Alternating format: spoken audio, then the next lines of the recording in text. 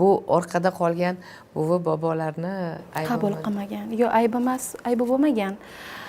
Hammamizni hayot yo'limizda o'tadigan sinovlarimiz bor. Va qaysidir vaziyat siz kutmagan paytda kelganda, endi sizni tayyor bo'lishingizni hayot kutmaydi. Kelgan paytda nimaga men bilan bunaqa bo'ldi degan savol ko'tariladi sizda. Albatta. Mana shu ego, mana shu kibr. Nimaga siz bilan bo'lmasligi kerak? Nahotki? Siz bilan Xudo hisoblashib Yo'q, biz har doim shunaqa qilamizda. Qarang, Oybarchin, nimaga men bilan shunaqa voqea yuz beryapti? Axir men palonchiga yomonlik qilmadim. Pismadonchi menga yomonlik qilganda ham indamay ketdim. Nimaga men bilan yuz beryapti shu narsa deymiz. Nimaga deganingizda darsni tushunmadingiz degani.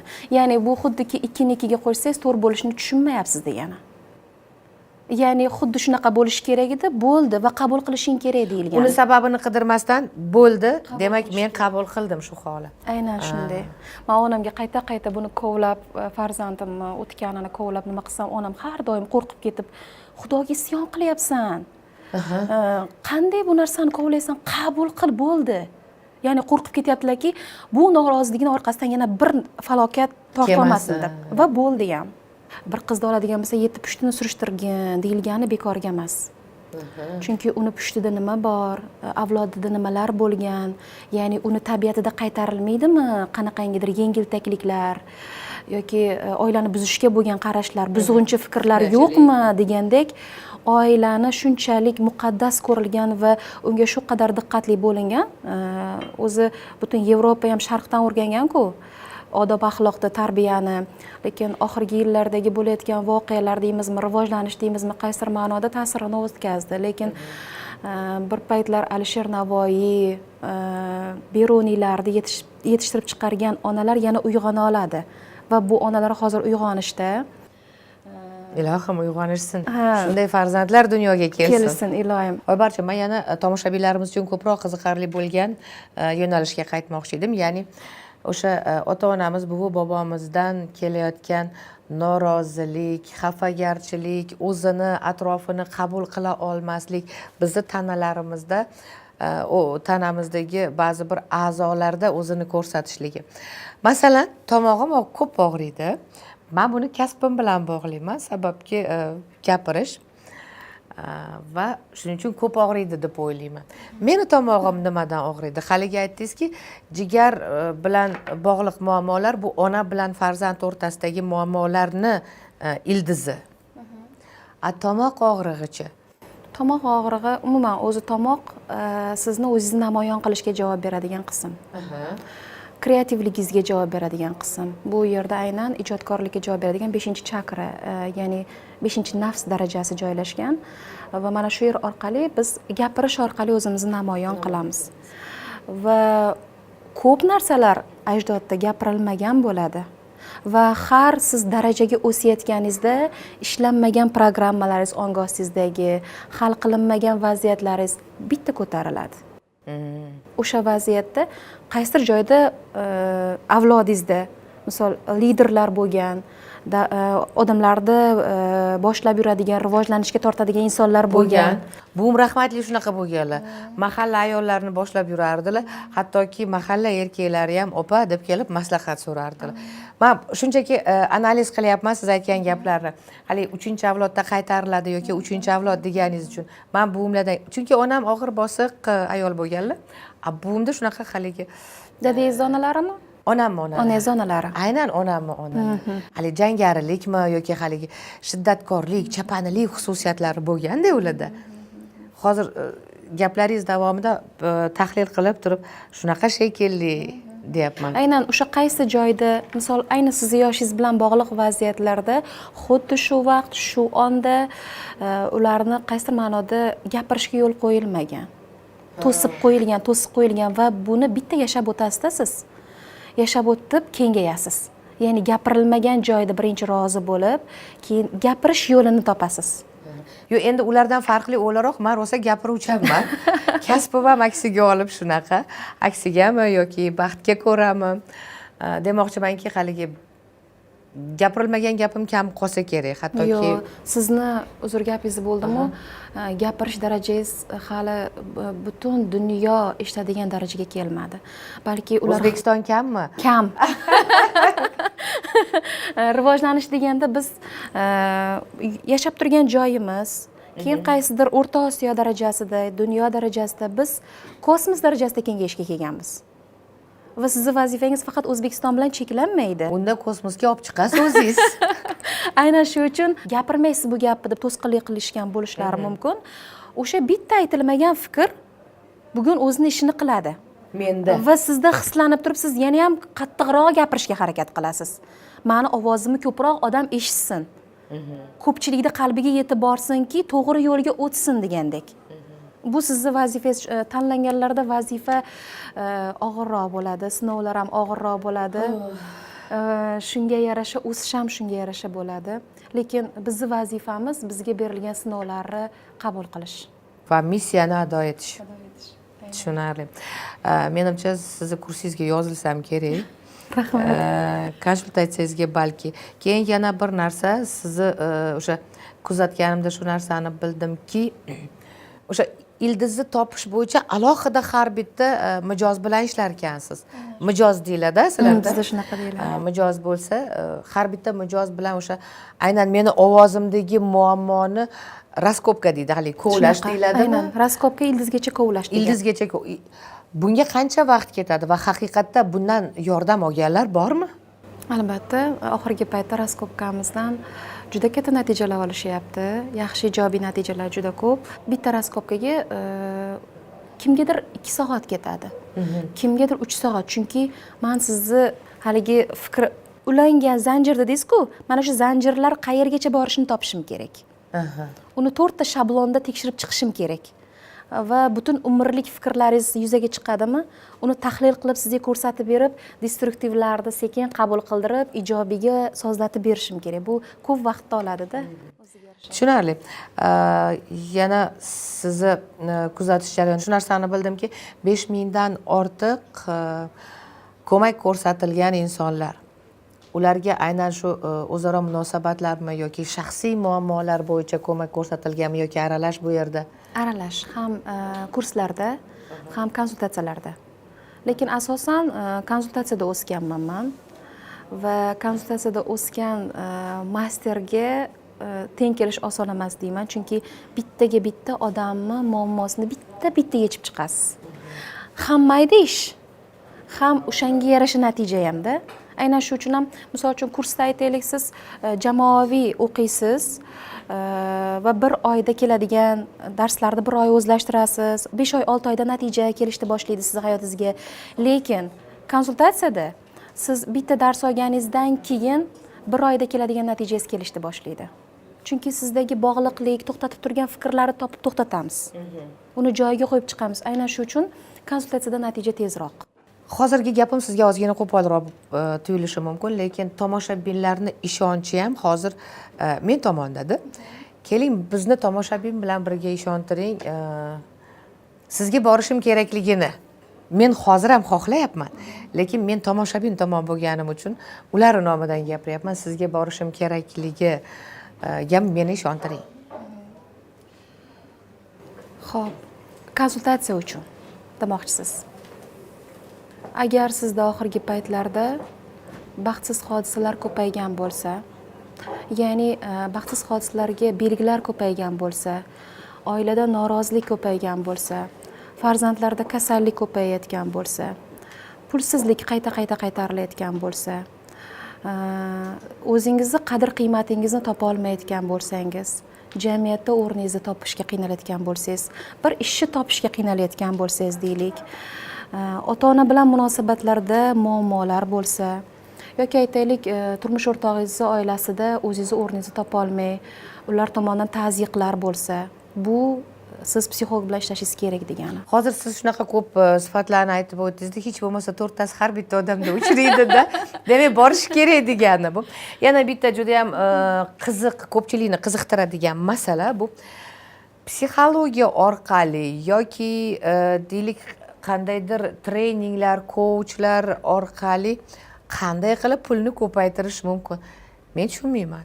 Nahotki mumkin bo'lsa, pulni ko'paytirish yoki hayotingizni yaxshilash, hayot sifatini yaxshilash, moddiy hayot sifatini yaxshilash mumkin bo'lsa deb o'ylayman. Ko'pchilik ishonadi va hattoki natijalarni ham aytadiki, ha, palonchiga boruvdim, shu meni fikrimni o'zgartirdi, boshqa bo'ldi, o'shandan keyin topish tutishimda ham bir baraka bo'ldi degan fikrni aytadi. Lekin menga hali qorong'u o'rmondek gap bu. Pul masalasi bo'yicha hammani maqsadi har xil bo'ladi. Kimdir hozir 5000 dollar topyapman, 10000 dollarga kengaymoqchiman deb savol bilan kelishadi. Kimdir man boshqalarga bersam yaxshi natija va odamlarni tez barakali qilib yuboraman, lekin o'zimga hech nima yo'q, o'zimni hayotimda nimadir orttira olmayman deydiganlar ham ko'p bo'ladi-da. Bularda bu asosan katta farzandlarda travmasi. Chunki o'sha bolalikdan umuman o'zi pul tanqisligi, hayotdagi nimalardir tanqisligi, sevgi tanqisligi aslida, mehr tanqisligi. Hayotimizda qayerda mehr tanqis bo'lsa, o'sha yerda muammo bo'ladi albatta bizda. Va bu bizda ko'pincha pul ko'rinishda. Chunki pul sabab xolos-ku. Sizni hozir mana bu maqsadingizga eltuvchi sabab xolos aslida. O'sha sababga sizda resurs yetmayaptimi? Sizda mehr, energiya yetmayapti degani. O'shani biz endi ular pul masalasi bilan keladi. Odamlar o'zi tushungan savol bilan keladi, lekin uni albatta baribir munosabatga bog'laymiz. Qayerda ota-onangiz bilan shunaqa muammolar bo'lgan, qayerda onangiz sizga ko'p dakki bergan? Chunki mehr ona bilan bog'liq savollarda. Ona to'laqonli mehr e'tibor yetkaza olmagan bo'lsa ham ko'p muammolar uchrashni boshlaydi pulda aynan. Qarang. Men onam bilan birga o'smaganman. Buvimlarni qo'llarida o'sganman. Lekin hali aytganimdek, buvim chapan ayol bo'lganlar, butun mahallani yig'ib kerak bo'lsa dars beradigan, kerak bo'lsa orqalaridan ergashtira oladigan ayol bo'lganlar. Men onamni meni qattiq urishganlarini eslolmayman. Bir marta urganlarini eslayman. Qizlar bilan cho'milishga qochib ketganimizda urganlar, endi topolmay qolganlar-da, chunki Qo'rqib ketganlar. Ha, qo'rqib ketganlar. Lekin o'sha kaltakka nisbatan, o'sha zarbaga nisbatan menda unaqa ranj yo'q. Faqat men onamni ko'p izlab qolganman shekilli. Buni aynan pulga bog'liq muammo deb emas, balki ana shu narsani o'rnini hozir qanaqa to'ldirsam bo'ladi degan ma'noda so'rayapman. Onangizni mehrlarini o'rnini qanday to'ldirsangiz bo'ladi? Psixolog eng yaxshi to'ldirib beruvchi. Chunki psixolog ham qaysidir ma'noda ona. U sizni savollaringiz, ko'tarilgan savollaringizga bitta-bitta tushuntirib beradi. Biz sevgini, mehrni katta bo'lganimizdagi katta hayotda turli insonlarning xizmatidan foydalanish orqali to'ldirishni boshlaymiz. Mana shunday katta hayotda biz o'zimizga yetmagan narsalarni kimlarnidir xizmatdan foydalanish orqali to'ldiramiz. To'larmikin? To'ladi. Albatta to'ladi. Qaysidir ma'noda, chunki qaysidir ma'noda emas, buni ba'zi bir tomonlarini siz ham yashab o'tgan ekansiz-da. Ham inson sifatida, ham mutaxassis sifatida so'radim shuning uchun. Endi siz bilan bizning vazifamiz ona sifatida bolamizda shu og'riq bo'lmasligi. To'g'rimi? Qizimizda, masalan, menda qiz farzand va qizimizda shu narsa, shu og'riq bo'lmasligi uchun harakat. Buning uchun qabul qilishimiz kerak, lekin agar sizda onangiz bilan muammolar bo'lgan bo'lsa, qizingizga haddan ortiq mehr berish mumkin emas. Bizda mana shu joyda buzilish ketadi. Yo'q, men o'zimni ayblamayman, lekin o'ylab qolaman ba'zida. Kamroq emasmikin mehr deb o'ylab qolaman-da. Bitta farzand bo'lgani uchun erkalatib yormaslik uchungina men haligi sal erkalashdan masofa saqlab turamanki, katta odam bilan gaplashganda gaplashaman. Ya'ni, "Ke gaplashib olaylik." Nima qilib qo'yding? Emas, "Ke gaplashib olaylik, nima bo'lyapti?" degan. Kichkinaligidan shunaqa, balki buni tez kattartirib qo'ydimmikin degan deb ham o'ylab qolaman-da. Demak, bu bilan "Ke bolajonim" deb gaplashmadim. "Ke gaplashib olaylik" dedim. degan fikr ham bo'ladi. Unaqa emasmi yoki bunda ham xatogarchilik bormi? Katta odamdek gaplashganingizda tez ulg'aytirasiz. Bola har doim siz yoningizda baribir bola bo'lib qolishi kerak. U sizga erkalanib, suykalib, kelib hamma muammolarni ayta olishi kerak. Unga katta odamdek muomala qilib turib, "Ke gaplashib olaylik" desangiz, u sizga ochila olmaydi. Ochilishi uchun onaligingizni his qildirishingiz kerak. Men onani qidirganman-da hayotimda. Rosa ko'p qidirganman, chunki men ishchi ona bilan katta bo'lganman. Onam har doim maktabga ishga borib kelib, keyin agorod ishini qilgan, mol soqqan, yugurib yelgan, faqat ishlayotgan onani ko'rganman-da. Men ishchi onani obrazini shakllantirganman va onamga ham xuddi sizdek ona tarbiyasi to'laqonli yetmaganiga qiynalganlar bunda, qaynonalari qattiq qo'l bo'lgan. Ona shunaqa bo'lar ekanda deganlar. Da menga qaynonalik qilganlar. Ya'ni men bilan gaplashishni bilmay qaynonasidan o'rgangan tilini menga berishni boshlaganda, men aytaman, qaynonam bilan katta bo'lganman deyman. Qanaqa qayna bo'lar ekanlar? Bir jodugar qayna bo'lsalar kerak degan paytlarim ham bo'lgan. Lekin shunaqa yaxshi qaynona bo'ldilar. Men ayta olaman, haqiqiy kuchli ona bolasini sindirib emas, bolasini qo'llab-quvvatlab katta qiladi. Og'riqlarga to'la va bola pozitsiyasida qolib ketgan ona bolasi bilan raqibdek muomala qiladi va unga qo'rquvlari bilan ertaga boshimga chiqmasin deb muomala qiladi. Haqiqiy kuchli ona bo'lish uchun unga yarasha ilm ham bo'lishi kerak. Ilm degani faqat oliy ma'lumotlik emas, hayot ilmini bilish kerak. Ayni mana shu onani ko'ryapsizmi, qaysidir joydagi mehrini yetishmasligi bolalarni hayotida qanday qaytariladi. Strogi ona bo'ladi. Talablari bo'ladi bolaga. Mana bunday bo'lish kerak. Ya'ni men bir xayolparast, o'ynoqi qiz bo'lganman. Meni bir o'rtog'im bo'lardi, u jiddiy yurardi, unga doim solishtirardilar. Har solishtirganlarda sinardim. Mana shunday bo'lmaysanmi, Naimadek bo'lmaysanmi derdilar-da. Men nima uchun shunchalik qolipga solishga harakat qilishgan? O'zlariga talablari shu qadar kuchli bo'lgan, shu qadar atrofdagilarga qulay bo'lishga harakat qilganlarki, "Sen ham shunaqa bo'lsang yaxshi ko'rishadi" degandek tarbiya berganlar-da. Va ona o'zi qanaqa bo'ladi degan savolim bo'lgan meni. Ishchi ona bilan katta bo'lganim uchun qanaqa bo'ladi deganman. Ona bu silab siypalovchi, mehr beruvchi. Aynan bizda onalik va haqiqiy ayollik elementlari yetmagani uchun ham hozir ko'p ayollarimiz eriga ham ona bo'lgan. Hattoki shunaqa muammo ham. Endi choy ichmoqchi deb icholmay qoldi. Eriga ham, chunki ayol qanaqa bo'lishi haqida bilmaydi. Kimni ko'rgan, har doim unga shart talab qo'ygan va hammaga qulay bo'ladigan, qizni tarbiyalaydigan ayolni ko'rgan. Qaysidir ma'nodagi nomukammal onani ko'rgan. Bir silab siypalab qizimki, sen bir xonadonga borsang, hali vaqti keladi-ku o'smirlik yoshida. O'shanga tayyorlanki, billa ovqat qilamiz. Ki asalimman deb erkalatib yo'lga solish o'rniga travmalar bilan men beshti qilmasang, seni qattiq qabul qilishadi. Meni onam aytardi, shu kichkina qo'llaringni qanaqa qilib tandirda non yoparkansan derdilar-da. Aya hali shu kichkina qo'llarim bilan shunaqa katta ishlar qilaman, ko'rasiz derdim. Chunki rosa ham xohlardim yaxshi ko'rishlarini. Chunki har urganlarida meni yomon ko'radilarmi deb o'ylardim-da. Aslida tilangan bolani yaxshi ko'rib bo'lmaydi. Yaxshi ko'rsam o'lib qoladi deb qo'rqqanlar. Buni keyin tushundim men. Lekin yillar davomida norozi bo'ldim-da, urushlaridan, nima qilishlaridan.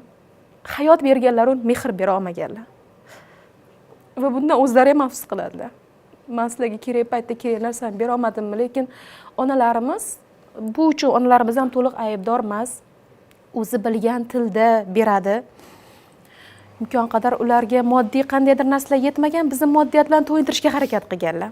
Lekin bolaga har doim mehr bilan to'yintirilmagan bolalarga har doim nimadir yetmaydi. Har doim nimadir qidiradi. Qidirganini topa olmaydi. O'sha mehr bo'ladi. Oybarchin, bilasizmi, psixologlar bilan ko'proq gaplashganim sayin shu fanni muxlisiga aylanib boryapman. Bu yo'nalishni, bu ilmlarni muxlisiga aylanib qolyapman va qaysidir ma'noda o'zim ham ba'zi bir narsalarni o'zimda yo bilib yo bilmasdan test qilar ekanman-da. Men bunaqa qildim deb keyin psixologga gapi bilan solishtirib, demak to'g'ri qilgan ekanman. Demak yo'nalishim to'g'ri ekan deb. Oxir oqibat shu fanni, shu yo'nalishni bilmadim, faol bir anaqasiga aylanib qolmasammi deyman-da, ishtirokchisiga aylanib qolmasam. Bo'lishi mumkinmi shunaqa? Bo'lishi mumkin. O'zi men sizni yillar davomida ijodingizni kuzatganimda odamlarning qalbidagi og'rig'iga tegasizda savollaringiz bilan. Va haligi mixlab qo'yishingiz bor-da. Nimaga o'sha radioni qarshisiga she'ringiz bilanmi, bunaqangi ohang, bunaqangi savolni qalbida juda katta og'rig'i bor inson bera oladi. Bir og'rig'i yo'q inson bera olmaydi bunaqa savolda. Hattoki eng mashhur san'atkorlar ham siz bilan suhbatlashganda savolingizdan qo'rqib turishadi. Javob bera olamanmi, dosh bera olamanmi degan men rosa o'ylandim bugun kelishda ham. Va o'zi Feruza opam yaxshi psixologlar deb keldimda, men ular savollariga qanaqa javob bera olaman? sizni hayot psixolog qilganda aslida Shunaqaroq. hayot sinovlari nima qilgan, faqat ozgina ilmini olsangiz bo'ldi, sizni yo'nalishingizda yanayam bir kuchlanish hosil bo'ladi. Oybarchin, tabriklayman. Sizni ko'z o'ngingizda yana bitta psixolog dunyoga keldi. Rahmat. Haqiqatda insonlar bilan muloqotni o'zi sizni psixologga aylantiradi. Faqat bu quloq bilan emas, balki mana bu yerdagi quloq bilan eshitsangiz bo'ldi. Har bitta odam haqiqatda koinot, haqiqatda bitta kitob, asar. O'qilishi qiyin asarlar bor. O'qilishi oson asarlar bor, hazmi boshqacha asarlar bor. Har bitta inson ana shunday. Va meni juda yaxshi ko'rgan yo'nalishim bu intervyuerlik, ya'ni suhbatlashish. Har bitta insonda men o'zimni qaysidir tomonimni ko'rib kashf qilaman. Bu men uchun ana shu inson bilan suhbatlashish sharaf, o'rganish va shu munosabat, shu muloqotdan keyin atrofga yana qarashlar o'zgacha bo'lishi mumkin. Yana bir narsani aytmoqchiman. Farzandlarimiz tug'ilishi ham bizda ona sifatida qanaqadir kenglikka yo'l berar ekan. Bu haqiqatda shundaymi? Sabr va kenglik. O'zi nima uchun farzandni dunyoga keltiradi ona? Aytaylik, men ayol kishiman va turmush o'rtog'im oldida ayoliy vazifamni to'laqonli uddalay olmayapman. Ya'ni ayollikning 4 ta vazifasi bor. Uydagi o'sha qirolicha sifatida, beka sifatida, bir ayolning yonidagi mahbuba sifatida, qizaloqdek erkalash sifatida, mana shu sifatlar borda, 4 ta sifat bor ayolda, har bitta ayolda. Va men qizaloqlik qila olmayapman turmush o'rtog'imga, erkalana olmayapman. O'sha paytda men qiz farzand dunyoga keltiramanki, mana shu vazifamni sen olgin va menga yordamlashgin, biz kengayaylik degandek dunyoga keltirasiz. Qarang. Aynan shunaqa. O'g'il farzandni men juda muhokamaga sabab bo'lgan. Agar ayol kishiga himoya yetishmasa, u o'g'il farzand tug'ishni boshlaydi. Agar ayol kishiga mehr yetishmasa, faqat qiz farzand tug'ishni boshlaydi va u shu qadar qiz farzandlarni ko'paytiradiki, 5 kishilashib bitta erini mana bu qalbida tosh bo'lib qolgan toshni eritishga harakat qiladigan ayollar bor. Yoki bo'lmasa bitta eri himoya qila olmaydi-da, 3 ta 4 ta o'g'il tug'ib o'ziga armiya hosil qilgan ayollar bor. Va juda katta e'tirozlarga sabab bo'lgan, qanaqa qilib deyishganda ko'pchilik muhokama qilgan. Xuddi shunaqa ayol kishiga erkak kishidan nima yetmayotgan bo'lsa, buni ko'paytiradi. Himoya yetmasa, himoyachini ko'paytiradi. Mani bir opam borlar, makima qizlari bizga qo'shni qishloqqa tushganlar, 4 ta o'g'illari bor, bitta qizlari bor. Qizni nimaga tuqqanlar? O'sha qizaloqlik yetmagani uchun tuqqanlar deb o'ylayman, lekin 4 ta o'g'il armiyadek orqalar turish uchun aytadilar. Nima uchun shuncha bola tug'dingiz? Yana turmushingizda shuncha muammolar bor desam, qiziqmisan? Begona yurtda seni armiyang bu seni bolalaring deganlar-da. Menga himoyachi yetishmagan. Bolalarim katta bo'lib bir kun himoya qiladi deganman deganlar-da. Ko'ryapsizmi? Ha, yana bitta narsa, siz aytdingizki, shu turmushimdagi ba'zi bir muammolar oqibatida kirib ketganman psixologiyaga. Bu muammolar chekinib, turmushingiz o'sha inson bilan davom etyapti. 10 yildan beri bitta inson bilan, lekin 10 xil odam bilan yashagandayman. Ishoning, balki ularda ham shunaqadir. Aytadilar, "Men rosa o'zgardim, sen o'zgarmading" deydilar. Ko'rdingiz? Hammaga o'zini qarichi ma'qulroq, to'g'riroq ko'rinadi. Aynan shunaqa. Bizda onamni ko'p xafa bo'ladigan narsalari dadamni ichishlaridan norozi bo'lardilar onam. Va ichib kelganlaridan keyin ko'p janjallashardilar-da ertasiga. Keyin men endi buni ko'rib katta bo'lavergandan keyin g'azablanishni boshlaganman-da, nimaga dadam ichadi, nimaga urushishadi deb.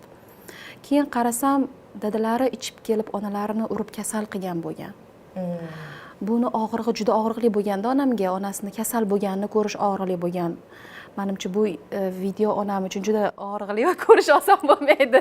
Chunki ko'p meni hayotimni muhokama qilsan deydilar. Senga kim bu huquqni berdi deydilar. Endi rozi bo'lasiz ona, o'zingiz mana shunaqa hammani qarshisiga chiqib gapiradigan qildingiz.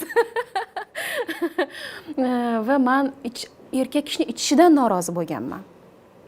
Va turmushga chiqqandan keyin turmush o'rtog'im, aytaylik, onamni hayotlarida, turmushlarida 4-yilidan dadam ichishni boshlagan bo'lsa, chunki dindor oila bo'lgan, qori bo'lganlar opa dadam. Ko'chib chiqishgandan keyin ichishni boshlagan bo'lsalar dadam, meni erim to'yda ertasidan ichishni boshlagan. Menda kuchayib ketganda, qarang. Baraka topsin. Qaynonamga o'tirib yig'lardim. Meni so'kib qo'ysalar nima qilaman, shunaqa bo'ladimi deganda gapirsam, qaynonam rosa yumshoq ayollar aytadilar. hech ham unaqa bo'lmaydi, bu mani bolam, mani tarbiyam ko'rgan, unaqa bo'lmaydi, unaqa gaplarni gapirma dedilarda. Lekin men o'zimni qo'rquvlarim bilan aynan o'zim xohlab tekkan insonimni ham eng nafratlangan insonimga aylantira olganman. Aynan shu uchun ham norozilik kuchayib ajrashib ketaman deyardim har ko'tarilganda. Buni sababi eslayman 6-sinfligimda har dadam bilan tortishayotgan onamni ko'rganimda nimaga ajrasha qolmaysiz deganman. Nimaga yashayapsiz deganimda onam sizlarni yaxshi joyga turmushga berish uchun, yaxshi joydan kelin qilish uchun yomon bo'lsa ham boshingda otang bo'lish kerak deganlar. Mana shu sabab bilan sizlar uchun chidaganman degan gap ham travmada o'zi. Aslida ona mas'uliyatni bo'yniga olish kerak va har doim bolalar ona orqali xulosa qiladi. Ona o'zini ayblamay, bolalarimga eng keragi shu deb yasha olmayaptimi, hal qila olmayaptimi, mas'uliyatni olib turib hal qilsa, bolalar ayblamaydi. Lekin ona bolalarni ro'kach qilib, bu yoqdagi munosabatni chigalani ham hal qilmay yashasa, bolalar faqat majruh qalb bilan katta bo'ladi. Va buni oqibatda baribir baxtsizliklar kelib chiqadi, bolalar bilan ham badalini to'lashadi-da baribir. Boya aytdim-ku, siz bilan gaplashsak biz ancha gaplashishimiz mumkin. Balki kerakdir shunaqa suhbatlar ham, xudo xohlasa, balki qachondir to'g'ridan-to'g'ri efir qilarmiz siz bilan birga. To'g'ridan-to'g'ri efirda o'tirib ijtimoiy tarmoqda gaplasharmiz. Odamlarga ham savoliga javob berishga imkoniyat bo'ladi. Men sizni moderatoringiz bo'lib beraman. Orada o'zim ham savollarimni berib turaman-da, chunki bugungi tashrif uchun rahmat. Bugun onalarni ko'p esladik. Balki qaysidir ma'noda kimnidir ko'ziga muhokama qilgandek, balki onaga nisbatan qattiqroq gapirgandek, qattiq so'z aytgandek ko'ringandirmiz. Lekin aslida unday emas. Biz onalarimizdan izlagan narsamiz orqali bugun farzandimizga yetishmayotganlarni berishga va ko'proq o'zimizni topishga, shu bilan birga atrofimizni farovon qilishga harakat qilyapmiz xolos. Suhbatimizda esa psixolog, coach, trener Oybarchin Obidova bo'ldilar. Yana bir bora tashakkur. Oybarchin, ruxsatingiz bilan onajonlarimiz ismlari zikr etilgan ajoyib she'r bor. Onangiz bilan tushgan rasmingiz bormi? Bor. Ko'pmi? Yo'q, ko'p emas. Ko'proq tushing. Hozircha niyatimiz shu, davomi esa she'rda. Ko'ngil tuprog'imni armon shudgorlab, ko'ksimni to'ldirib undirsin tikan, dunyoni cho'ktirib boryapman yig'lab, onam bilan tushgan rasmim yo'q ekan. Qismat istihzoli tirjayib turib, umrimning har onin qimorga tikkan, yonida bir umr ardoqda yurib, onam bilan tushgan rasmim yo'q ekan. Farzand bo'lmadimmi unga munosib, yoki qay gunohim jazosimikin? Omonatginamni bag'rimga bosib, onam bilan tushgan rasmim yo'q ekan. Hozir jon berardim bir ko'rmoq uchun. Hozir sog'inchlari qaddimni bukkan, men endi umrbod pushmonga tutqin, onam bilan tushgan rasmim yo'q ekan. Alam yuragimni bormoqda o'yib, o'tkir pichog'ini ayamay suqqan, issiq yuzlarini yuzimga qo'yib, onam bilan tushgan rasmim yo'q ekan. Sizningchi? Onangiz bilan tushgan rasmingiz bormi? Bor deyapsizmi? 1, 2, 3, nechta ular? Ko'proq tushing. Ko'proq bag'ringizga bosing. Bu o'zimizning gap. Siz bilan yana uchrashamiz. Omon bo'ling.